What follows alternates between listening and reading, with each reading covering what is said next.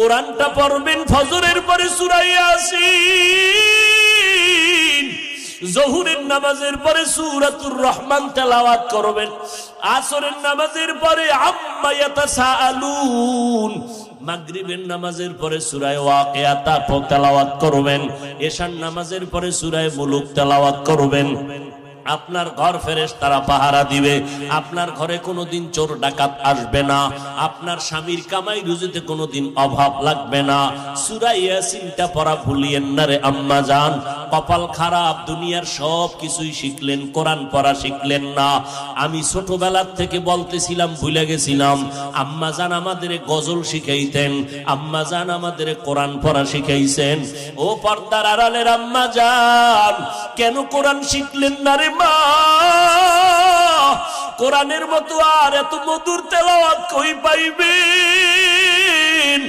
ও পর্দার আড়ালের আম্মা জান, ওই আম্মা জান আয়েশার মতো আপনারাও নারী। নবী বলেন, আয়েশা আমি কান্না করার কারণ হাসরের ময়দানের কঠিন কথা আমার মনে পড়ে গেল। আম্মা জান আয়েশা বলেন, কেমন কঠিন?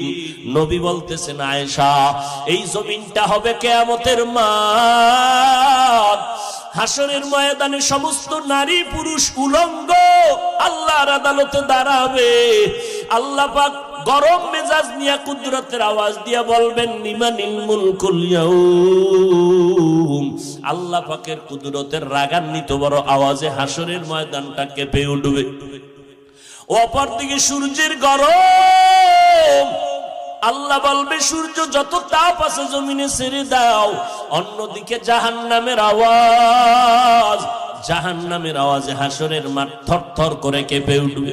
নবীজি বলেন, ও আয়েশা নবীদের কোনো গুনাহ নাই, সেই নবীরা পর্যন্ত কান্না শুরু করবেন, হাউমাউ করে কাঁদবেন আর বলবেন, উম্মতের কথা সব নবীরা ভুলিয়া কাঁদবেন, আল্লাহ আমাকে বাঁচাও।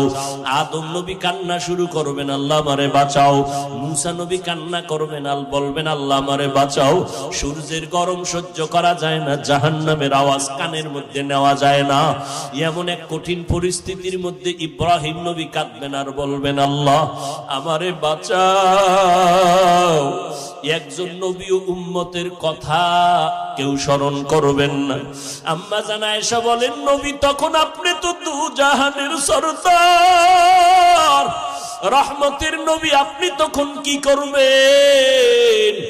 আম্মা জানকে নবী বলেন, ও আয়েশা ওই সময় আমি কোন উম্মতের কথা নিজের চিন্তা বাদ দিয়া আমি আল্লাহর দরবারে মাকামে মাহমুদে সিজদায় পড়ে কাঁদব আর বলবো, আল্লাহ আমার উম্মতের বাঁচাও, আমার উম্মতের বাঁচাও।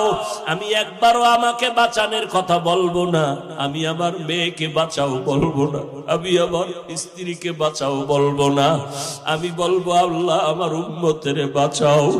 আম্মা জান আয়েশা বলেন, আপনার কান্নার পরে কি হবে? আল্লাহ বা নবী বলেন, ও আয়েশা তখন আমার আল্লাহর অন্তরে মায়ার জোশ আসিয়া যাবে। আমার আল্লাহ বলবে, নবী আপনি মোটেও কাঁদবেন না, মাথা উঁচু করেন, আপনাকে আমি এখনই সুযোগ দিচ্ছি রে নবী, আপনার একটা উম্মত আমি জাহান্নামে দিব না। আপনি বাঁচিয়া বাঁচিয়া এই কোটি মানুষের মধ্য থেকে উম্মত গুলো জান্নাতের দিকে নিয়ে যান। আম্মা জান বলেন, নবী তখন আপনি কি করবেন? নবী বলেন, আমি কোটি কোটি মানুষের মধ্যে উম্মত গুলো বাঁচিয়া আরশে আজিমের নিচে নিয়ে বসাবো। আল্লাহর নবীর